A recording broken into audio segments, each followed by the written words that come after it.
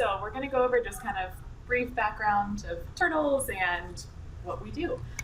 So there are 5 species of sea turtles that are found off the coast of Florida. I used to work in North Carolina. So we have loggerheads, greens, Kemp's Ridleys, leatherbacks, and hawksbills. 4 of those species have been documented to have nested on Sanibel. Mostly loggerheads, as you all probably know. We get a few greens, and then there have been 2 leatherback nests and 2 Kemp's Ridley nests. So the hawksbills have not yet nested here. They mainly just forage in this area, so you can see them kind of swimming around off the coast, but you won't typically see them nest here. Kind of same with the Kemp's Ridley and the leatherback. They're pretty rare.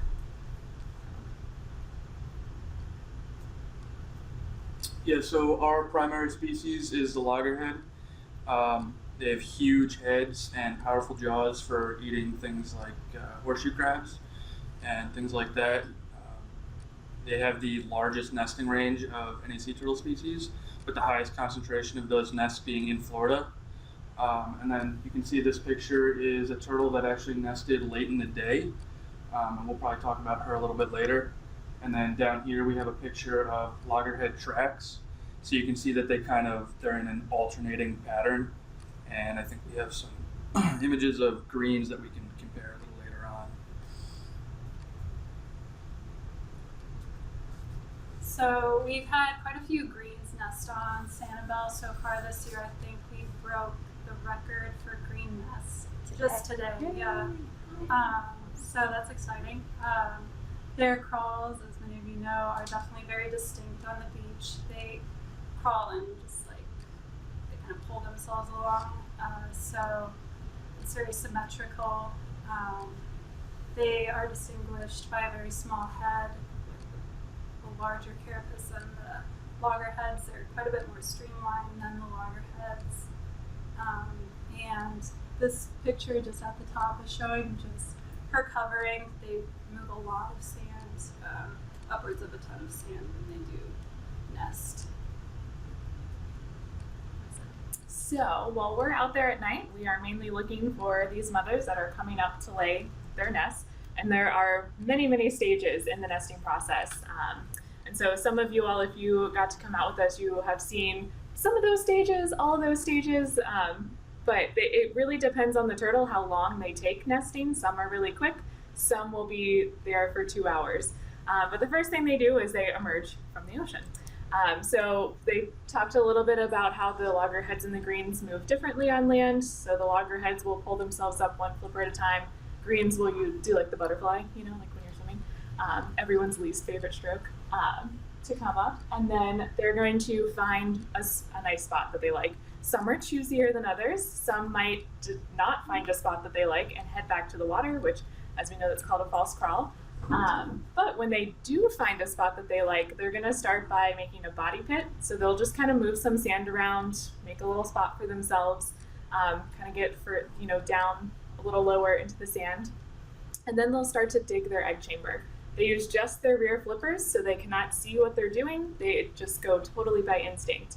They'll reach in 1 flipper at a time and just kind of like scoop out little like flipperfuls of sand, so handfuls of sand, and kind of dump it out on either side. This can take anywhere from, average I would say is like 15 to 20 minutes for them to dig out that egg chamber.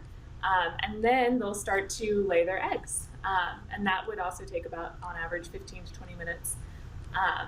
As soon as they finish laying their eggs, they're going to start covering with their back flippers. So they just use their back flippers to kind of push sand over those eggs. They really like pat it down. It's kind of funny. They put like a lot of care into covering those eggs and making sure that they're nice and safe down there. And then they'll use their front flippers to just start throwing sand everywhere. And they're trying to camouflage the area so that predators won't be able to really tell that there's a sea turtle nest there. We had a turtle last night that didn't cover really or camouflage really at all. She maybe moved her front flippers a couple times and then was like, all right, I'm done. But we've had others where we have sat with them for 40 minutes while they are just throwing sand everywhere, making, I'm sure that you all have seen it in the morning. Sometimes there's huge areas of moved sand. And then once they feel pretty satisfied that they've camouflaged that area, they will head right back to the ocean. And it usually takes them a little bit of time because they're tired, so they have to take a break about every 4 steps and like take a breather. So yeah, so we have some pictures.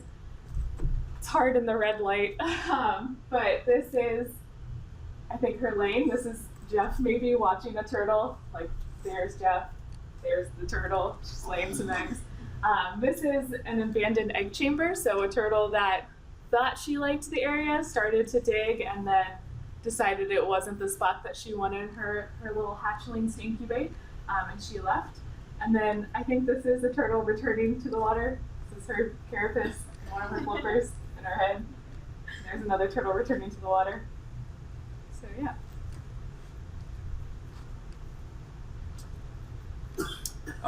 So our main thing is the night patrols, and our goal is to intercept and tag as many turtles as possible.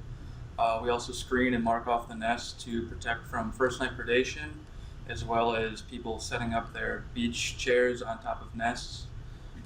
So we're out there, 8:45 to 4, it's like sundown to almost sunup.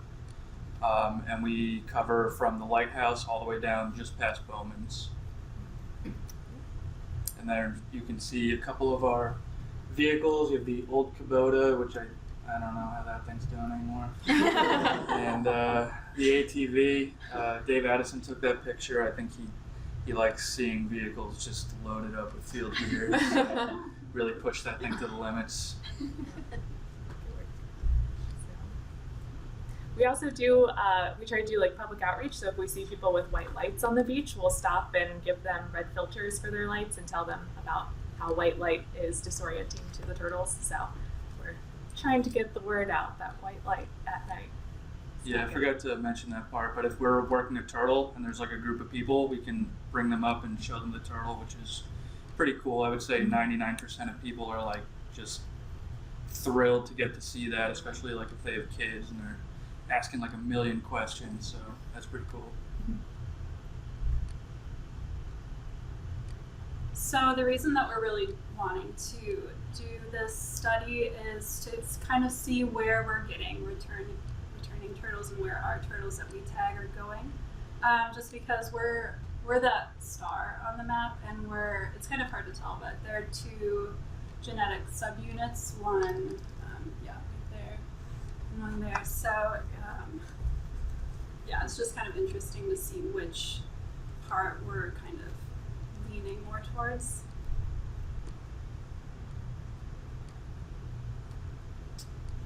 So what do we do when we're out there with these turtles? We have a number of things that we do.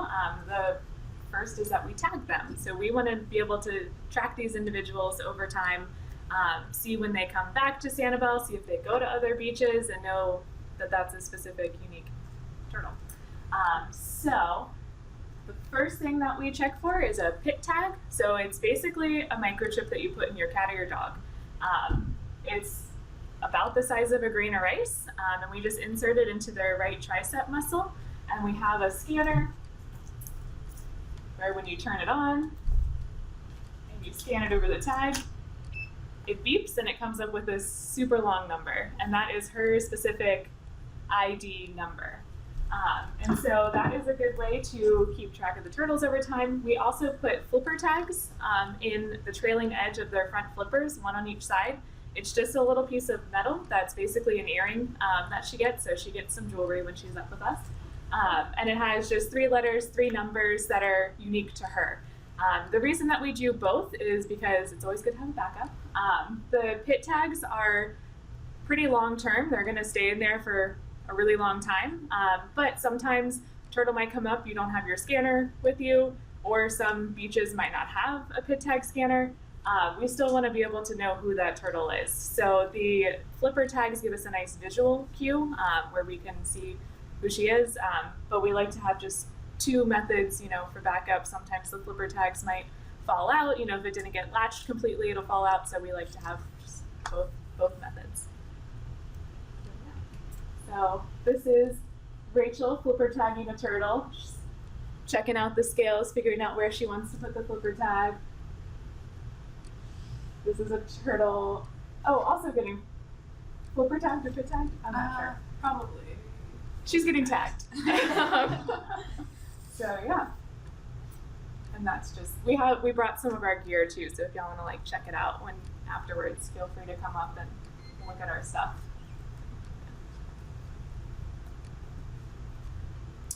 So yeah, one of the other things we do is we take measurements. Over the black and white one, you can see Rachel's taking a curved measurement of the carapace, and this is me taking a straight measurement. And the reason we do both is because some projects just do one or the other. So if they get our turtles and they say that, they give us the measurements and they only give us straight, we have both so we can compare. The other thing is, if you've ever seen a loggerhead in person, they can be very crusty. Like they just grow a lot of stuff on their shells, like big barnacles and algae, and so we just want to have the straight measure, which doesn't really get skewed by that. The other thing is, Kelly mentioned the bugs. You can see that I'm wearing a raincoat with my hood up, and that's at nighttime. I know that looks like it's broad daylight, but that's at least midnight. Alex is just a wizard with cameras. But yeah, I'm wearing a bandana over my face. There's dripping sweat, but like limits the bugs that are biting me. It's crucial. And sometimes the public are out there and they'll be like in a shorts and a t-shirt and they're like swatting at themselves. And I'm like, now I see why you're wearing a raincoat.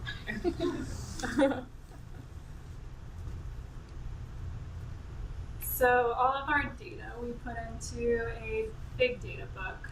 It's kind of bursting right now. But there's Jeff. It kind of looks like he's reading a book for the little one-time story, but he's just taking some notes. And then there's Emily. We mark off the nests that we see the eggs from. So we put a screen on and stake them off just to prevent any first night depredation or anybody getting in the way, stepping on the egg chamber. Oh, and this is just a video of kind of all the steps of the nesting process, and then kind of what we do. It was actually taken last year, but we do the same stuff. So she's digging.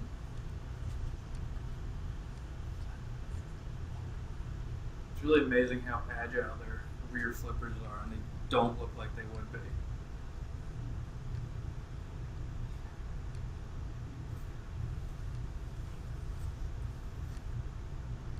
Every time they have a contraction, their little flippers go up, which is really cute. So that's a good way, without even being right up on the turtle, you can kind of tell if she's laying eggs, whether she's having contractions or not. And she can pop out like 1 to 4 eggs at a time.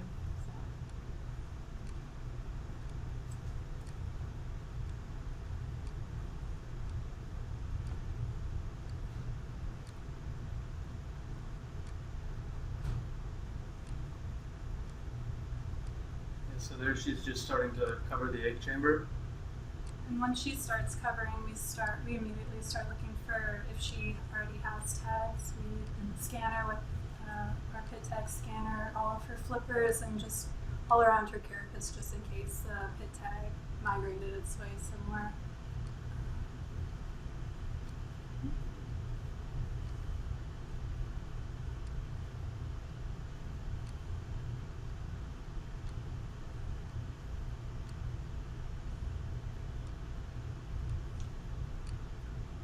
So when she starts to camouflage, they'll use their front flippers. The loggerheads don't throw as much sand as greens. Like when you're with a green and they're camouflaging, you need to like really be careful. It's like step away.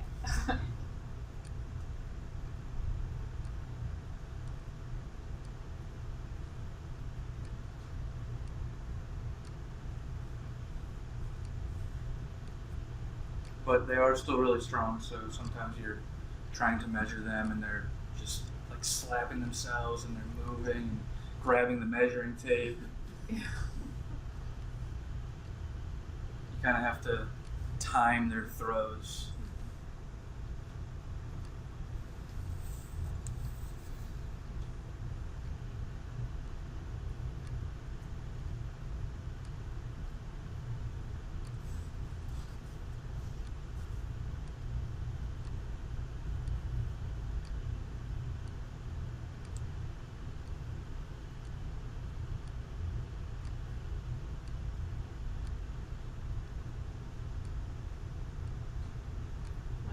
water, they're usually gone pretty quickly. They're always very happy to be back where they're buoyant. So, what did we find out this summer? So, as of last night, I believe, right? As of last night, we've had almost 260 total encounters. So that is just how many times we saw a turtle, and we're able to collect data on her. So 245 of those were loggerheads, and 14 were greens. So we had a few more encounters than last summer, probably due to the fact that we were out for more nights of the week. All of theirs were loggerheads. There weren't any green nests last summer. Yeah, our record was 11 encounters in one night. That was super exciting. It was also the night that Alex came out with us to try to take pictures of the project, so that worked out super well. The turtles were like, take pictures of me. And last summer they had 9 turtles, was their record. We had 157 unique individuals that came, so we saw a bunch of them a couple of times, and it was pretty similar to last year. They had just like 3 fewer individuals, which was great. 99 of the turtles we only saw one time, so they just came once. They were sneaky all the rest of the times, and they nested without us seeing them. 71 of those turtles were false crawling turtles, so they didn't nest. We just saw them on a false crawl, and we're able to check them for tags. And last year, you can kind of see, forgot to mention, they encountered a lot more just once. Again, probably because they were out for fewer nights of the week, so we just had a better chance of seeing the turtles again. But they had about the same number of false crawling turtles. We had more nesting turtles this summer, so 188 of the times that we saw a turtle, she was nesting, which was really awesome. And we marked 146 of them for the first time, so we got to apply tags to 146 new turtles, which is really exciting. So 5 of them were tagged by Florida Atlantic University in previous years. I believe there was a graduate student who was doing a project. He would come out not consistently throughout the summer, but he was able to tag a lot of turtles. So 5 of those came back this summer. 5 of them came back last summer too. So that's fun. And then 6 of our turtles were found from other beaches. So some were from like Minnesota Key, which is a little bit north of here. Keewaydin, a little bit south of here, and then we had one turtle that was tagged. It was actually part of like an in-water survey, so they were out on a boat, found her, tagged her off of Key West, so in a wildlife refuge down there. So that was pretty cool, and that was like, oh gosh, what year was that? 2005, I think, that they tagged her. So that was really cool to be able to see a turtle, 12 years later.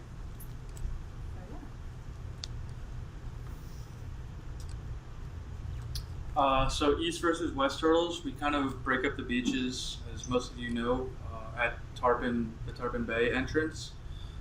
So in 2017, we had 60, this year, we had 60 East encounters and 199 West encounters. 20 individuals that were both East and West, and 9 individuals nested on both East and West. As opposed to last year, we had a little bit less on East, so East End is starting to pick up, as well as West End. And last year there were 12 individuals that were encountered on both sides and 7 that nested on both sides. So yeah, we have been seeing a big increase on the East End. So hopefully it continues to rise. This is just a map showing all the encounter locations that we came across loggerheads throughout the island.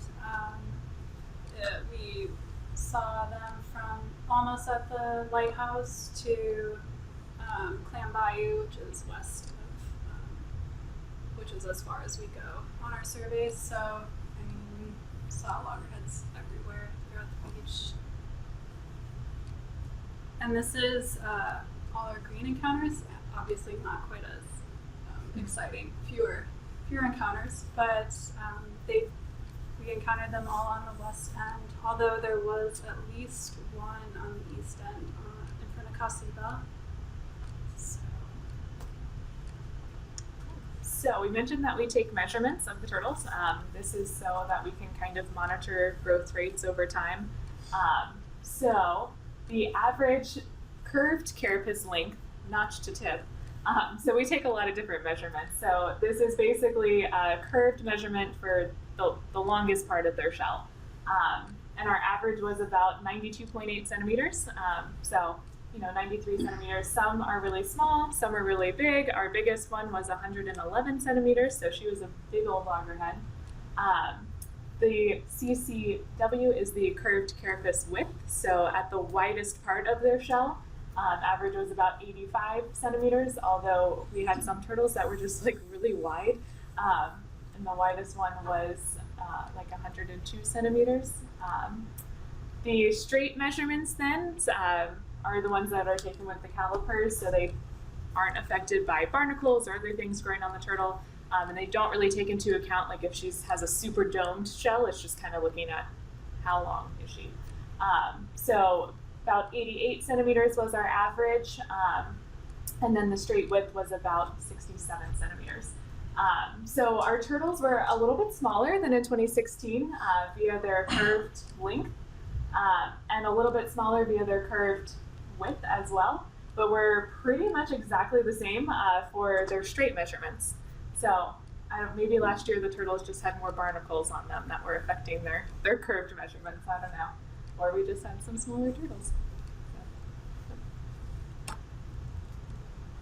Yeah, for greens, obviously they're bigger. We didn't have anything to compare it to from last year, so this is just data from this year. But our, the average was 107.8, so they are significantly bigger than loggerheads. And you can see their heads are just so tiny. I mean, they're really small. But yeah, that's a picture of one of the ones with tag that's returning. You can see their other average measurements there, but they're just all around bigger, wider.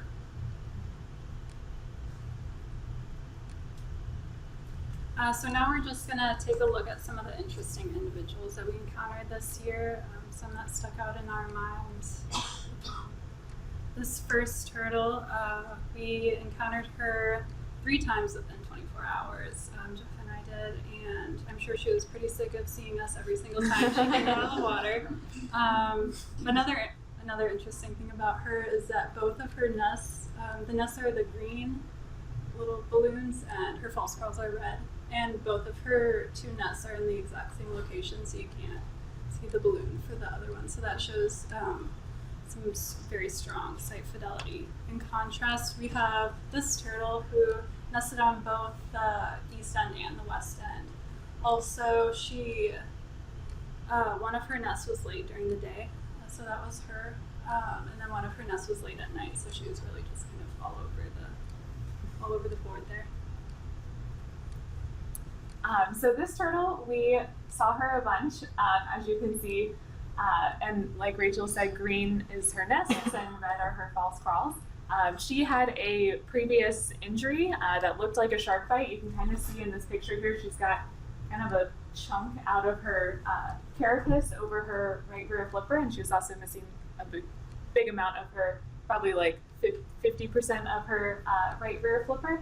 But it was completely healed. She is a poster child for how resilient sea turtles are, because she had a pretty bad injury and she nested, I mean, we saw her 6 times over the summer, and she does great. She had 83, her first nest has hatched, it had 83 hatchlings in it, so she has overcome her troubles. Yeah, so this turtle was our highest nester. You can see how many times she nested there. So her hatch success was 95% for her first nest. So not only is she nesting a lot, but she's having really good success with them. So about 12 days in between nesting events, and we likely missed one of the events. So I guess we saw her found 5 of her nests, and then there was a 6th one. So yeah, she was a very active turtle. The other thing, one of my favorite things to do when we're out there is guess whether it's a new turtle or a recap just by looking at the back of them, because you end up spending a lot of time looking at like the back half of them. So you like look at like specific barnacles or missing chunks, and maybe then even try to figure out which, like I'm flipping through the notebook trying to figure out exactly which turtle she is. That happened one time, but still, I was proud of it.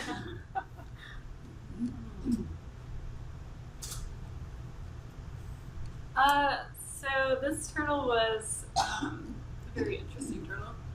She depredated her own nest, actually. So she would lay 5 to 10 eggs, just a couple of eggs, very slowly, like probably at least a minute an egg, it seemed like at least. Then she would dig some more, and in the process she ended up swishing a lot of her eggs. So we encountered her twice. I'm sure she's nested a couple other times on the island, so if you do see, smashed eggs, it's a possibility that it was her and not just a depredation event. She did generally leave without totally covering or camouflaging the first time. She was probably laying for like 1-2 hours. Yeah, And it was a long process. and then she just decided to take off and she left all that there. The second time we saw her, we did save her eggs. She only ended up laying 25 total, but she smashed 2 before we got to them. But she kind of covered, but not We were fully. just catching them as she was scooping them out. And we have a short video of her.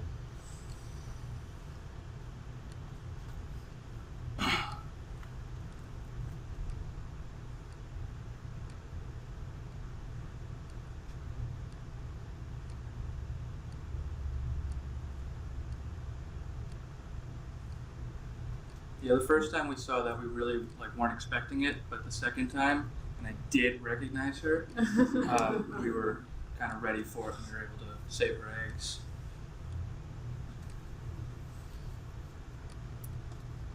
So this turtle was interesting. We found a false crawl one evening, and we were like, it kind of looks like a green, but it also kind of looks really funky. So we weren't really sure what to think of the false crawl, and then we came across another track, just one single track that looked exactly the same. We followed it up, and this turtle was finishing to cover her nest, and she was actually missing her entire flipper, her left rear flipper. So it was just completely missing. We didn't get to see her, it was completely healed though, don't worry, it was an old injury. So we didn't get to see her dig her egg chamber, but she definitely nested. So she was able to dig an egg chamber deep enough to lay all of her eggs, cover them. Everything looked normal except for her tracks. They looked very green because of her modified way of crawling, because she was missing that flipper. So she was kind of almost going sideways almost. So it was just a really wide drag in the middle, and then really prominent flipper marks. So she was just an interesting turtle that we liked her. Yeah, and then we also had this other turtle. She was interesting for a couple of reasons. One was that she only laid about 10 eggs, which she's actually not the only turtle that we've seen do that this summer. We had a green that only laid, I think, 7 eggs. I think Alan excavated a nest just yesterday, the day before, that only had 5 eggs in it. So sometimes they just don't lay many eggs. The other reason she's interesting is that she went up and was seen in Sarasota. So we got an email from a project up there that said, "Hey, is this your turtle?" And we said, "That sure is." So she travels a bit. So some really like to stick to their own little beaches, and some like to be rebels and check other places out, go exploring. Oh yes, and then this turtle was interesting as well. She dug 2 separate egg chambers. So basically when she would dig, they sometimes shift their body to reach a flipper in, and she would shift her body so much that she was actually digging 2 separate egg chambers with her 2 flippers. So that was kind of funny, walking up and seeing 2 egg chambers.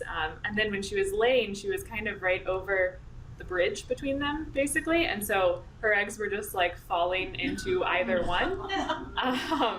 So that was fun. So I can't remember which nest it is, but we'll make sure that whoever is doing the excavation knows 2 of the posts go to one egg chamber and 2 of the posts go to the other egg chamber. so she was interesting. She did that. We also saw another turtle. She ended up false crawling, but she was digging for probably almost an hour, like 40 minutes to an hour. And like I was sitting far enough away that I could just see that she was still digging. And after like an hour, I was like, I'm gonna get a little closer and check this out and see how deep she is. Like she's gotta be pretty, getting pretty close. And she had 2 egg chambers going and they were each only like this deep. And so then I think she gave up after another like 20 minutes. I guess she just was like, this isn't working. So she left. So you might do an excavation and find 2 egg chambers, and it might be this turtle. So interesting. So shifting gears a little bit, about 20 years ago, not quite, there was a study about where loggerheads go between their nesting seasons. So loggerheads were fixed with satellite tags, and they were sent off. The numbers, like inland, the black numbers, like 1, 2, 3, and 4, correspond to 4 different nesting beaches that were being studied. The closest to us is the 3, obviously. And I put green little circles for where the 3 turtles went, so you can kind of see that they kind of stuck to the continental shelf of Texas, Florida, the Bahamas, Cuba, and Mexico. The average that the study said was about 500 kilometers that they traveled to between their nesting beach and their foraging site. And their foraging site itself is pretty small, I guess, about 300 to 600 kilometers squared. So they head there. And so because we already knew where loggerheads go during their off season, we wanted to find out where greens go during their off season. So this year we started a green satellite tagging project. And this is just us with one of our turtles. So as we mentioned, the goal of the project was to determine where these turtles are going in between their nests this summer and where they're headed after this nesting season. There's only been one other project that has really looked at green turtle movements in this area, and it was actually an in-water survey done near the dry Tortugas. So it wasn't even necessarily nesting turtles and where they were going in between. It was just green turtles in general. They might have been at nesting, of nesting age, might not have been. And so we're interested, where are these nesting turtles going after they finish nesting here? So it was a process. So the satellite tags, did we bring one? No. Okay, just kidding. It looks like a mouse. It kind of looks like, like a little bumper car, and it's got an antenna coming up. And so the antenna, basically every time the turtle surfaces, it'll ping to a satellite. So we want it to be on the very tippy top of their shell, and attaching it is a process. So basically we have to clean the carapace of algae, because we want it to be able to have like a really firm contact. We don't want there to be like slippery algae in between the tag and the shell. And then we use a marine epoxy to attach the tag to the turtle shell. We use a second epoxy to reinforce that, to make sure that if she like runs into anything, if she's like hanging around some rocks and is scratching her shell, she's not like knocking it off. Just want to make sure it's on there nice and tight. We also kind of shape the epoxy around it to make sure that it's very hydrodynamic.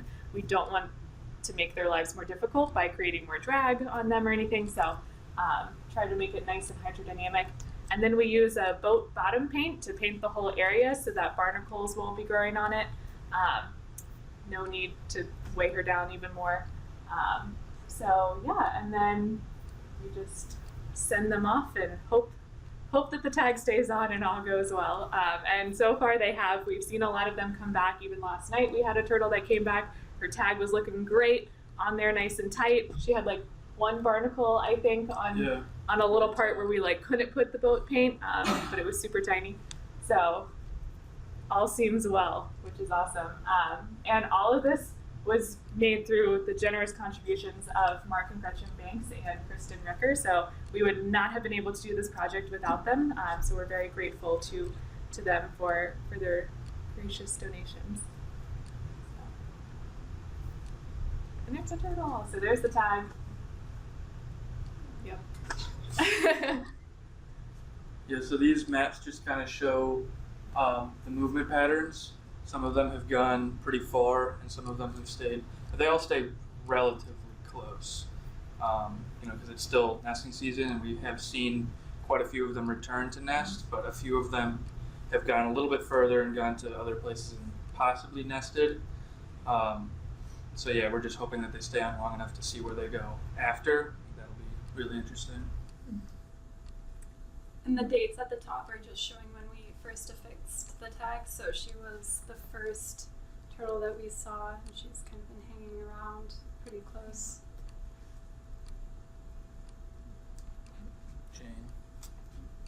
Yep. Jane has traveled down and then is like kind of coming back up, working her way. She might have nested near Rookery Bay, possibly. These maps only go back about 19 days, so we can't see like her entire path, but we can kind of get a general idea of where she's going. Yeah, Isabella Big went traveler. the furthest, possibly nested on the other side of Florida. So yeah, that's pretty interesting.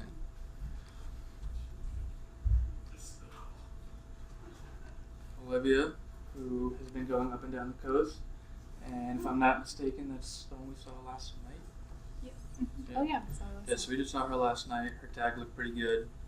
She looked good. She sends her regards. I think Olivia's the one that we've seen the most. I want to say 5 times we've seen her come back, so she definitely likes it here.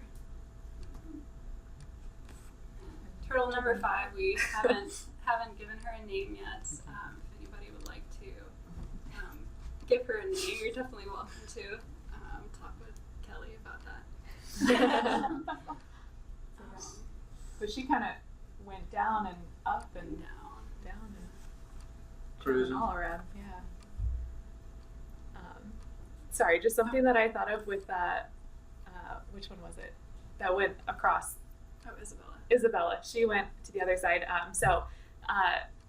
There's a really, it's pretty well known, kind of still a theory, but also pretty well known, that turtles use the magnetic field in order to navigate, and they use magnetic imprints at certain latitudes to know kind of where to go to nest. So in Florida, it's pretty interesting because latitude goes, north to south. So if they're swimming and they kind of go to the right of Florida or go to the left of Florida, they're going to meet the same latitudinal marker. So turtles like Isabella could be just like traveling around, and she's over on the on the west coast of Florida. She is like, hey, this is my magnetic marker. This is where I'm supposed to go nest. And then she's traveling around again, and she heads over to the other side and is like, hey, here's my marker again. I should go nest. So that could be why she's kind of on both coasts, because she just likes to travel, and she's just looking for that, set magnetic latitude that tells her that's where she's supposed to nest. So we're wondering if there are other turtles that are doing that too, which there probably are. So just a little bit about the satellite tags. We mentioned it briefly, but the GPS points are taken from when the turtle is at the surface of the water. So the longer she is at the surface, the stronger the accuracy is. So if she's just coming up for a quick breath and going back down, the accuracy isn't great. So if you're wondering why some of the points looked like the turtles were walking inland or something, that's probably why. Also, the tags are on for 12 hours and they're off for 12 hours. So if you see, looking at the maps, like a turtle going straight through Sanibel, for instance, she didn't actually. She didn't cross Sanibel Captiva Road. She went around, and it was just during the off time. So that was that. And then we're just gonna take a quick look at one of our turtles. This is the last turtle, the unnamed turtle that we have, and just kind of showing her path, just day by day. So she went down and up and all over.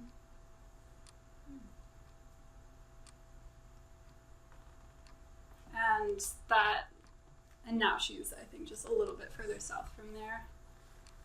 So she's headed back down again. And that's all that we have. Any questions?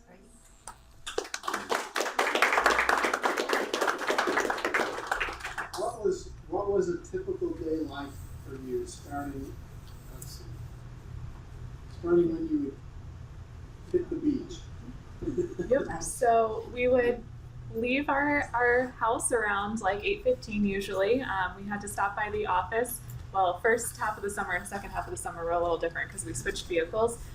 So first half of the summer, we would stop by the office, pick up our vehicle, head out Tarpon Bay entrance, and hope that the turtles would speak to us whether we should go west or east first. Sometimes we chose correctly and sometimes we chose wrong. And then we would just patrol all night long. Second half of the summer, we would actually leave from Bowman. So we stopped by the office, picked up some gear, and then drove out to Bowman's and took the ATV out, starting from Bowman. So we would drive. Most nights we had a lot of turtles. It's definitely started to slow down. So like the other night, Jeff and I just drove for 8 hours straight. And like we actually got excited when we saw pieces of trash on the beach because it meant we could like get off of the vehicle and like stretch for a half second. But most of the summer we saw, I think our average was probably 4 to 5 turtles in a night that we were able to see and check for tags. Yeah, if we caught them like before they started to nest, like that's really all you had time for. I mean, if we had a turtle near 4, we'd still work it and everything, but we were headed off at about 4. Yeah, so 4 a.m. we head back to the office, wash off the vehicle, and then go to bed. We would get back to our house around like 5 maybe at the latest most days. So go to bed, sleep until the afternoon. So yeah. Eat breakfast before you went to bed, or dinner, or whatever. Yeah. I usually, I did. Yeah. Sometimes. I have 2 breakfasts usually. Once when I get and once when I wake up. Yeah. Yeah. Meals are weird because you also, we're out on the beach, so our dinner is just like snacks too throughout the night. Yeah, or like lunches at like 8 o'clock. Yeah. So. Yeah.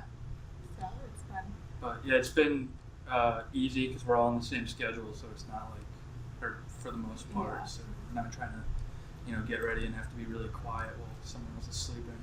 Yeah, which is nice. So, yes. I have 2 questions. The first is, I think I misunderstood one of your graphics. Were you suggesting that after a sea turtle nests on Sanibel, they can travel as far as the Bahamas to forage before coming back to nest on Sanibel again? Looks like it from the graphs, yeah. Which one was that with the greens? Yeah, with some of the greens. Are you talking about the greens in their graphs going down and coming back? Any sea turtle. It's astounding. Yeah. There are turtles that go they further. travel that far between nesting events on Sanibel. Yep. Those travels are actually so a sea turtle leaves between like 4 and 7-ish nests in a season, and then she'll take the next summer off, and so it'll be like not quite 2 years, but the greens were between nesting events. yeah. So they were. The Loggerhead. This year or next year, you're talking about like consecutive nesting events on Sanibel in a given year. They can travel that far.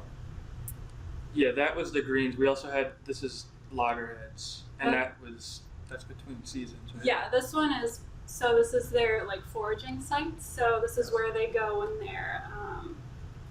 they're done nesting for the season. They go here, hang out for like a year and a half, fatten up, and just do other stuff, I guess. An observation, I can hardly believe you had 14 green nests this week. That's extraordinary. Oh yeah. Mm-hmm. Well, we my had- last question is, you mentioned 3 donors. Are any of the donors here tonight?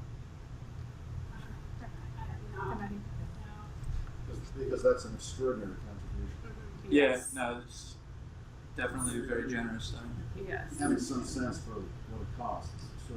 Yeah. Yes. Yeah, I think. Here I applaud. Yeah. Yeah. In general, I think community involvement's like really important. Like getting people on board with the project. If it's not accessible to people. If they don't know what we're doing, then it's tough. It's hard to sell it. But if we can engage people and show them why it's important and why it's awesome, then yeah. I'm not sure, Kelly, you've sent out the link to where everyone can go on and check these turtles out, where they're going? Yeah. So if you don't have that link, talk to Kelly and we can get you the link so you can continue watching where these girls are going. So it'll be interesting now that nesting season is dying down. Like they might, I mean, they've already traveled pretty far. I mean, some have gone all the way down to the Keys in between their nests, but who knows where they'll go next? It's a mystery. So I'm curious about the coyotes. Do you see them on the beach, or? We haven't seen any on the beach. We thought we heard one night. Yeah. And then we've seen them like driving on Sanibel Captiva Road. You're really good at spotting them. I've seen them like all around, like Tarpon Bay Road and like near Bowman's, kind of by like the firehouse down there. But I've seen tracks, or what I think are coyote tracks. I can't be sure. But I haven't seen them on the beach, and that could be because of our presence. They're pretty easily spooked. So. Yeah, it seems like in this area they're not totally accustomed to people. I could be wrong on that, but in other areas they're not afraid of people. So if they're afraid of people, that's a good thing.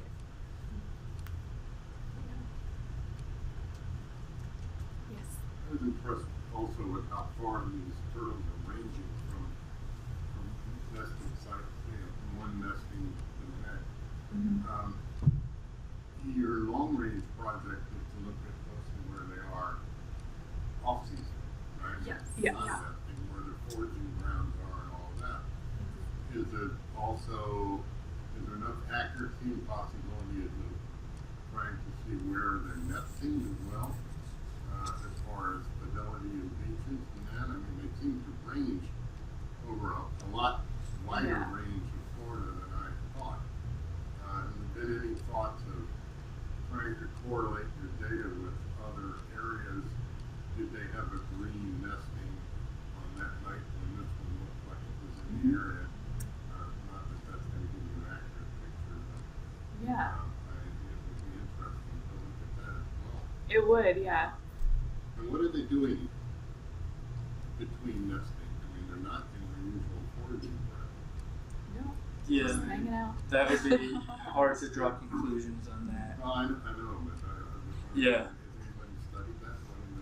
Some people have. I don't know the results of the studies, but I do know that some people in Florida with USGS have been putting like accelerometers on turtles so they can tell how fast the turtles are swimming, as well as where they are. So they can tell like if they're resting, swimming, foraging, kind of a little bit more about their behavior based on their movements. But I don't know what they found. Haven't read the papers completely yet. So I'm not sure, but I know that is something that people are looking at, like what are they doing in between nests? They must be feeding, obviously. I mean, they have tremendous metabolic requirements during this time when they're out there doing all this swimming and digging, and not to mention the toll of making 100 eggs every 2 weeks. Yeah. I would say if they're eating, they're snacking. Yeah. They're not bulking. Pretty amazing if they're not in the foraging ground. Yeah. Yes. You're getting some nutritional source from somewhere. Yeah, certainly if you see some tasty seagrass, you're going to take advantage of that, even if you're not supposed to be foraging. Yeah. Are there any pictures, or even better, a video of you working with the green turtle? I mean, how do you do it? I saw the plywood and things that are there, but I can't visualize how you contain it. I lost a race with a turtle when I was trying to measure it. And, I just can't even imagine how you attach that to this monster. They really once we just restrain them, and the greens are pretty once they realize they can't go anywhere, they start just to kind of down. calm down. Yeah. Another thing is if you cover their eyes and they can't really see what's going on, it tends to Calm them down. So it is surprising with the greens. I think Dave Addison, who works at Conservancy of Southwest Florida in Keewaydin, he was collaborating with us on this project, and they've been tagging turtles down there as well. He's worked with Loggerheads, and he was saying that they're a bit feistier. So the greens are just, they calm down for sure. And I mean, it takes a bit of time. The epoxies take a long time to dry, so I think they just kind of they're just kind of like, okay, I'm here. I'm just gonna take a snooze. We do see them close their eyes a lot, so I do think they like take a nap while working on them. So yeah. Any other questions? Your turtles that were having trouble nesting, 1 hole, 2 holes, do you have any idea how old they are? Would this be the first year and they're trying to figure it out? Or do you have any thoughts on that? So we're not quite sure. Yeah, no really good way to age a turtle just by looking at them. And this tagging project I mean, turtles have been tagged on Sanibel for a number of years, but this is only the 2nd year that we've consistently been out almost every single night. So we really only have 2 years of data so far, of consistent data. So down the road, we'll be able to know, like, oh, this turtle's been nesting here for 20 years, you know, so she's probably kind of old. Or, you know, oh, she's a new one that we haven't seen before, so she's probably, you know, pretty young. But as of now, yeah, we're not really sure. They do, the larger turtles are more likely older, but. Yeah, I think as far as like not knowing how to dig an egg chamber, I don't think they're gonna learn that. I think it's very instinct driven, so if for some reason they're not doing it, it could be something that's wrong with them. I mean, I could be wrong, I don't know for sure, but that's what it seems like. They're not gonna like figure it out. I think with age, they might have more successful nests, put them in better spots, or something like that, but again, I'm not really sure. Did that turtle have any healed wounds on it? Like a boat strike or anything like I that? don't remember that. I don't remember. Neurological issues? We have noticed that, like the one that was digging out her own eggs, she had like a kind of like a slice that looked like it went down the midline of the carapace, so that could have been a spinal thing. But I mean, it's amazing like how like the injuries they can sustain, and they still come up and do their exact same thing. So they really are tough. What percentage do you think have some kind of injury that you know? I couldn't really. Yeah, it's close to like half. Yeah. Oh, Just, missing. Yeah. Most are pretty small. Yeah. Yeah. Like missing a little bit of flipper, like just a small chunk out of carapace. So usually something has happened to them. Yeah, mating scars we see a lot Yeah. of times from the males. Yeah, shark bites, boat strikes, but they are resilient. And they're all healed, so they're all Yeah. like, Yeah, we No. haven't seen anything they've fresh. been Mm. good to go. Of the 250 plus or minus turtles that you tagged this year, how many or what percentage had no tag whatsoever, like first time? It was I want to say it was 156. 156 have not been it tagged was. before. Oh wait, what was it? 146. Wow. Yep. So of the 157 unique individuals, 146 were tagged for the first time. So a large majority. Wow. So you had 11 that had previous tag. Yeah. Yes. Yeah. 5 were previously from Sanibel, just in different years, and then 6 were from other beaches. And we've also heard of some of our turtles that we tagged going to different beaches so far this year. Yeah, they'll definitely start, I think, getting more recaptures in the coming seasons as they continue with the full-time tagging project. And we'll be able to better quantify the Sanibel population. Yeah, Kelly is working on that right now, using a program that's like super complicated, so I applaud her. But basically trying to figure out, based on like our survey distance and how long we were out for every night and all of that, and how many turtles we saw, trying to figure out how many turtles we didn't see, so we know how many turtles are actually coming to Sanibel. every season so that we can kind of help really monitor the population and know individual wise, not just nest wise, but individual wise, how many turtles do we have coming back every summer. So, yes. One of the things that I found interesting is finding out that turtles, I used to think that they nested twice in the season maybe. They seem to be nesting much more, which means that we have 800 nests, and they're all nesting an average of 4 times. There are as many turtles as we thought. Yeah. Yeah, people are pretty blown away when we tell them we have 800 nests. Yep. Like, have you seen any before? Like, have you seen any nests? A couple. People are also blown away to know that the moms like don't come back to the nest. That's like probably one of the biggest questions we get from people is like, oh well, like if she lays so many nests, like should she come back and check on all of them? And we're like, nope. And it's funny, some parents are like, oh my gosh, she just leaves them, and some are like, that's the way to do it.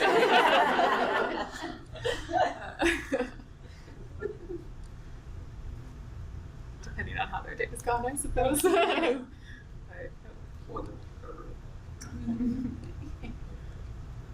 any other questions?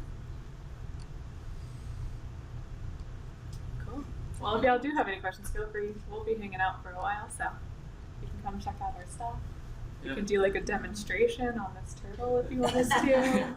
We can tag someone. I'm a volunteer. All right, thanks for coming to watch our slideshow. We really appreciate it.